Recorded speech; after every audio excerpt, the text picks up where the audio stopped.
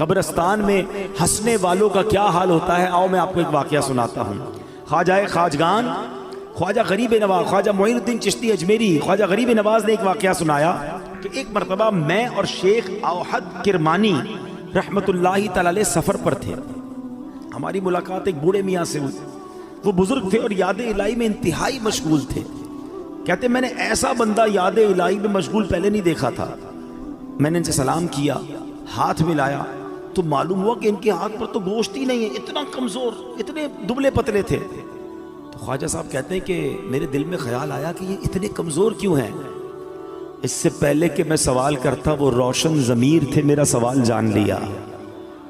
کہتے ہیں کہ میں ایک دن اپنے دوست کے ساتھ قبرستان گیا، تھوڑی دیر ہم قبر کے پاس بیٹھ گئے، آپس میں باتیں ہونے لگی جیسے دوستوں میں باتیں ہوتی ہیں۔ کہتے ہیں اتفاقاً ایسی بات ہوئی کہ مجھ سے کہا لگ گیا، زور سے ہنس پڑا۔ اسی وقت قبر سے آواز آئی، اے غافل، جس کو ایسا مقام درپیش ہو اسے ہنسی سے کیا کام۔ کہتے ہیں جو ہی میں نے وہ آواز سنی میں اٹھ کھڑا ہوا، جو دوست میرے ساتھ تھا میں نے اسے الوداع کہا، مسجد میں آ گیا، بیٹھ گیا، مجھ پر ہیبت طاری ہو گئی، قبر سے آواز آئی تھی نا۔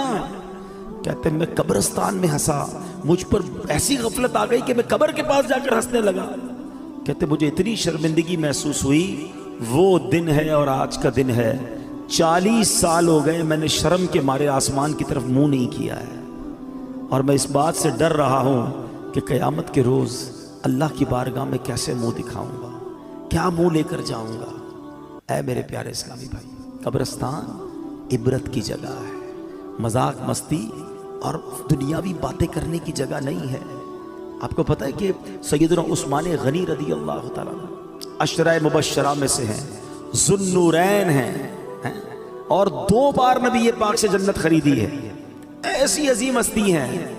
مگر جب آپ قبرستان جاتے تھے نا، آپ کی اتنا روتے تھے کہ آپ کی داڑھی آنسوں سے تر ہو جاتی تھی۔ لوگ کہتے ہیں آپ اتنا کیوں روتے ہیں؟